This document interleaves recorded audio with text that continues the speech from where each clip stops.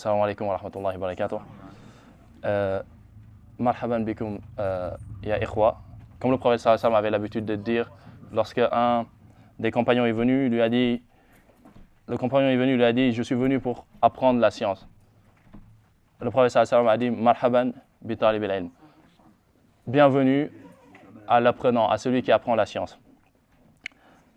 Aujourd'hui, bismillah, donc comme on s'est donné pour objectif, on va commencer d'abord une introduction générale pour parler des mérites de la science. Fadlul ilm. Parler un peu des mérites de la science, mais aussi peut-être débuter un peu le livre que nous allons étudier qui s'appelle Al-Usul al-Thalatha, en faisant un peu la biographie du cheikh qu'il a écrit et aussi peut-être commencer un peu le livre. Déjà pour commencer par la science, il faut savoir que la science, Allah Azza wa Jal a honoré les savants. Dans beaucoup de parties du Coran, Allah il a honoré, il a élevé les savants. Allah Azza wa Jal il dit Shahidallahu annahu la ilaha illahu wal malaikatu wa ulul ilmi qa'iman bil qist la ilaha illahu wal azizul hakim. Allah il dit Allah il atteste, ainsi que les anges et ainsi que les savants, ulul ilm. Eux tous ils attestent qu'il n'y a nulle divinité digne d'être adorée si ce n'est Allah.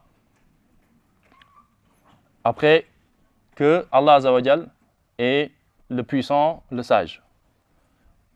Et le fait qu'Allah Azza wa Jal cite dans ce verset les savants avec les anges, avec lui-même, c'est un mérite. Ceci montre le mérite qu'ont les savants. C'est-à-dire qu'ils ont atteint un niveau que les êtres humains normaux, les autres êtres humains, n'ont pas atteint. Allah Azza wa Jal il dit aussi Innama yakhsha Allaha min ibadihi al-ulama. Ceux qui craignent réellement Allah, la crainte parfaite, ce sont les savants. Et c'est normal. Parce que les savants, eux, ils connaissent Allah. Ils connaissent sa puissance, ils connaissent sa force.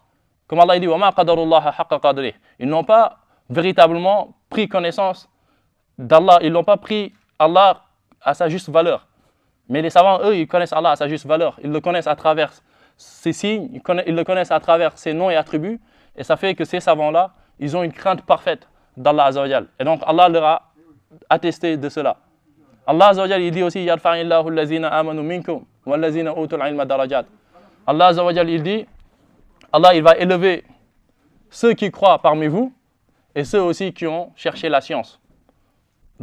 Et le prophète sallallahu alayhi wa sallam, dans beaucoup de hadiths, il montre le mérite de la science. Déjà, notre religion, ce n'est pas une religion d'ignorance. L'islam, on ne la pratique pas par ignorance.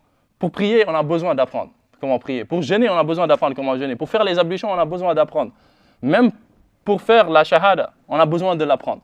Donc, c'est une religion d'apprentissage.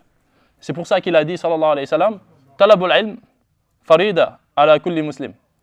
Le fait de rechercher la science, c'est une obligation pour chaque croyant. Et donc, le croyant se doit de persévérer dans cela. Il a aussi dit, comme le hadith qu'on a rappelé hier nuit, Man salaka tariqan yaltamisu fihi ilman sahhalallahu lahu bihi tariqan ila al-jannah. Celui qui emprunte une voie pour chercher la science, il a pris la voie de la science, Allah Azza wa Jal par cela lui facilite une voie pour entrer au paradis. Il a aussi dans beaucoup de hadiths, peut-être que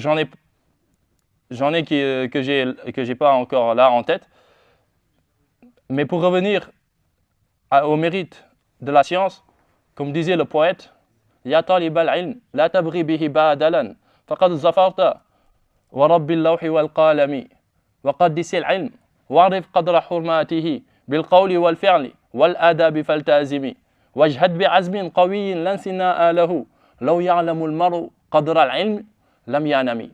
Si l'homme savait la valeur de la science, il ne dormirait pas. Si l'homme savait la valeur de la science, il ne dormirait pas.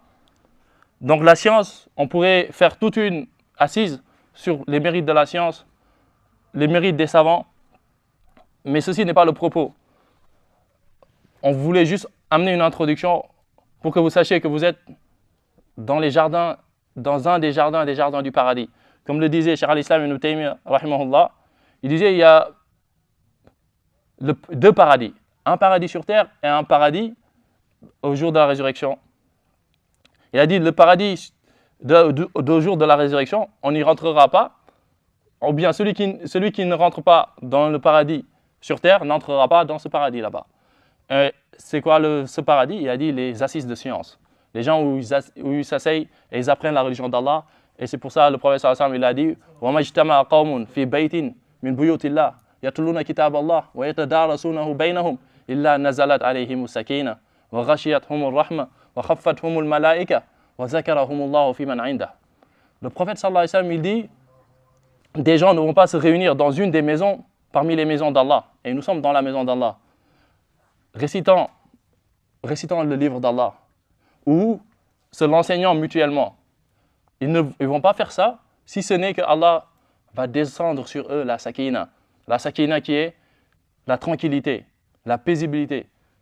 Allah va descendre sur eux la tranquillité et la miséricorde d'Allah va les entourer. Et les anges aussi vont les entourer avec leurs ailes. Mais notre liste, comme on dit, Allah va parler d'eux, va les évoquer. Allah va les évoquer auprès de ceux qui sont auprès d'Allah, parmi les habitants des cieux. Allah va parler d'eux en les citant nommément un tel, un tel, un tel. De la même manière que nous parlons d'Allah Azza wa Jal, de sa religion, il va parler de nous auprès d'une assemblée meilleure que celle-ci. Donc ce n'est pas une chose à négliger. On est sur un chemin de khayr, un chemin du paradis. Et celui qui l'emprunte, qu'il sache qu'il a emprunté le bon chemin. Maintenant, la science, il faut savoir qu'il a un récipient. La science a un récipient. Et ce récipient, les savants nous disent que c'est le cœur. Et le récipient, nous tous, nous savons que on n'aimerait pas qu'on nous serve à manger sur un récipient sale. Et justement, la science n'accepte pas de récipient sale. Donc le cœur, lorsqu'il est sale, il est difficile ou impossible que la science rentre dans ce cœur. C'est pour ça qu'un des salaf, Sahl at-Tustari, il disait il ne convient pas à la lumière d'Allah qu'il entre dans un cœur qui a des choses qu'Allah il déteste. C'est-à-dire, donc la science, là, quand il dit la lumière d'Allah, c'est la science bénéfique, ne va pas rentrer dans le cœur de quelqu'un qui a son cœur, son récipient qui est sale. Et c'est quoi un récipient sale ou bien le cœur sale? Le cœur sale, c'est le cœur qui a été souillé par des péchés et qui a été souillé par les maladies du cœur. Les maladies du cœur comme l'hypocrisie, car elle nous en préserve, la jalousie, la rancune, la haine, ce sont des maladies du cœur qui, lorsque la personne ne soigne pas ces maladies du cœur, eh ben, elle pourra difficilement avoir la science, elle pourra difficilement acquérir la science. Donc il faut, avant toute chose, avant de manger, il faut laver d'abord le récipient. Donc ça, c'est un effort que chacun de nous se doit de faire, de laver son cœur, faire en sorte que son cœur soit préservé de toutes ces maladies qui peuvent toucher le croyant et en délaissant les péchés, mais aussi en demandant à Allah Azza wa Jal de lui permettre d'avoir ce cœur pur et purifié. Donc, pour introduction, on peut s'arrêter à là, pour tout ce qui concerne la science, et attaquer directement donc le livre que nous allons étudier ensemble.